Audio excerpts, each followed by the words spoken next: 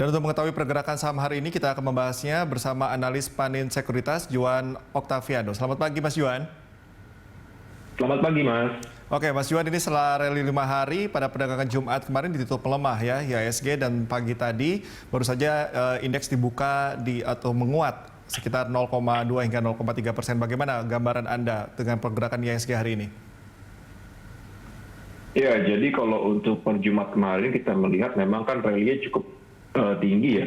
Jadi kita rasa untuk hari Jumat memang aksi profit taking ini menjadi salah satu pilihan investor nih, karena kalau kita lihat juga sebenarnya pada perdagangan hari Jumat kan cenderungnya adalah pelaku pasar lebih konservatif ya, dikarenakan ada absensi di hari Sabtu dan Minggunya. Nah, makanya kalau kita melihat juga sebenarnya hari Senin ini kita merasa untuk market juga akan cenderung menurun, mix cenderung menurun. Despite kalau kita lihat sebenarnya dari pembukaannya langsung meningkat ya. Ini kalau kita melihat juga penurunannya disebabkan yang pertama adanya dari faktor global nih. Kalau kita lihat memang US mencatatkan peningkatan lagi dari kasus COVID-19. Ini yang translating pada nanti kebijakannya akan lebih ketat terkait dari social restriction. Nah, kalau kita lihat juga beberapa ekonom dunia ini juga sudah merevisi turun ya buat pertumbuhan ekonomi di US ya, terkait dengan hal ini. Contohnya kalau kita lihat adanya JP Morgan ini menurunkan menjadi kontraksi minus 1% di first Q 2021. Nah, ini yang kita bisa ambil bahwa dari peningkatan dari kasus COVID-19 ini yang nanti akan terus menurunkan dari segi ekspektasi pertumbuhan ekonomi ke depannya seperti itu.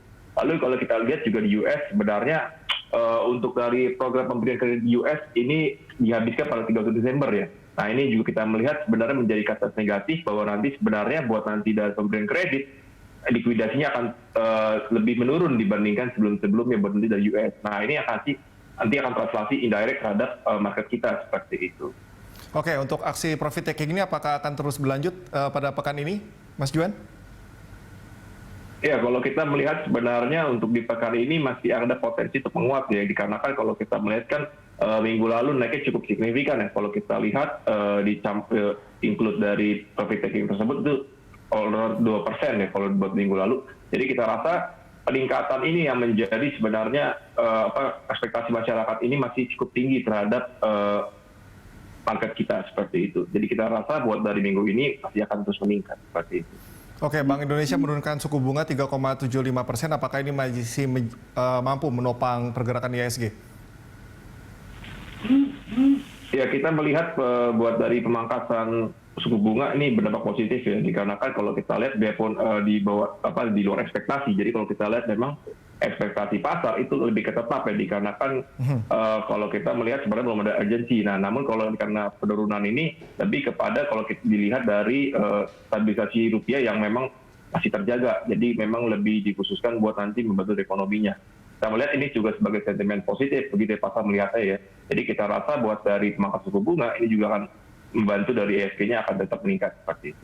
Oke, tadi Anda mengatakan bahwa meningkatnya kasus COVID-19 ini cukup signifikan menjadi sentimen negatif. Apakah optimisme dari pengadaan vaksin ini masih terasa cukup menopang untuk pergerakan IHSG sendiri, Mas Juan? Ya, jadi kalau kita melihat sebenarnya kan translasi dari kasus COVID-19 ini adalah kebijakan social restriction ya. Bisa kita lihat juga beberapa negara, contohnya seperti di Europe, ini sudah translasi nih dari peningkatan yang terus-menerus dari infeksi COVID-19, ini translasi pada social restriction. Nah, ini kan yang tadi dibilang juga bahwa nanti menurunkan dari ekspektasi pertumbuhan ekonomi. Nah, ini juga yang menjadi salah satu perhatian investor. Nah, namun memang kalau kita lihat dari perkembangan dari vaksin, ini kan sangat positif ya, dimana kalau kita lihat dari segi efektivitas, ini hampir beberapa dari produsen sudah menyatakan di atas 50%-an. Which is ini tinggal menunggu dari emergency buat rilisnya, nanti baru bisa akan disebar. Nah, kalau kita melihat nanti akan terjadi pada implementasinya ya, nanti buat nanti peningkatan penurunannya, di mana kalau kita belum tahu nih buat implementasi dan dikirimkan ke Indonesia seperti apa dan bagaimana dan siapa yang akan dituju seperti itu. Nah, kita rasa masih akan sangat sensitif sih terkait dari berita buat vaksin COVID-19. Tapi so far kalau kita lihat dari perkembangan vaksin COVID-19 sendiri juga masih menjadi kata positif buat dari kenaikan IHSG seperti itu.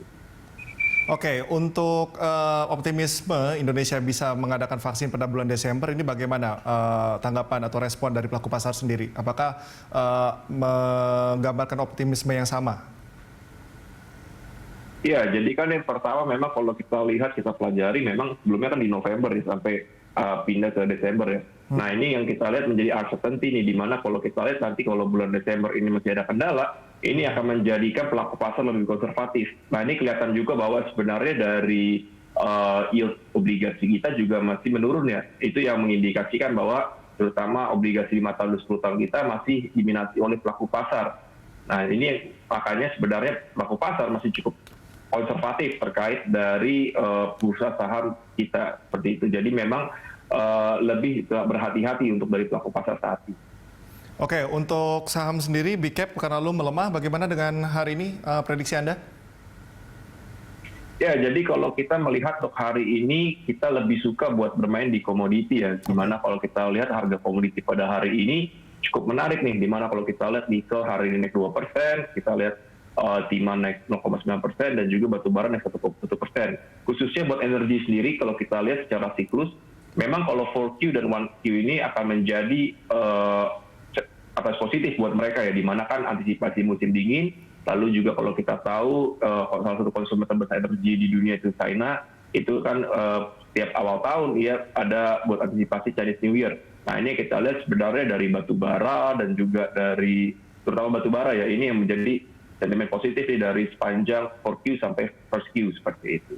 Oke, mungkin terakhir ini sama apa saja yang berpotensi window dressing, Mas Juan?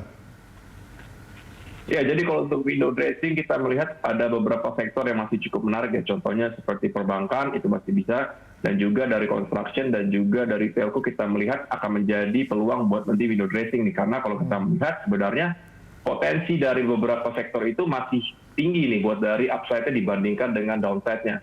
Seperti contohnya kalau kita lihat juga dari perbankan, ini likuiditas dan juga kredit sudah mulai berjalan nih seiring dengan dari daya dana pen. Dan juga kalau kita lihat ini udah dari percentage dari penyalurannya sudah cukup baik nih. Nah kita lihat ini yang bakal nanti masih translasi untuk peningkatan dari sektor-sektor tersebut. Seperti itu. Oke, Mas Juan, baik, terima kasih atas informasinya. Terima kasih.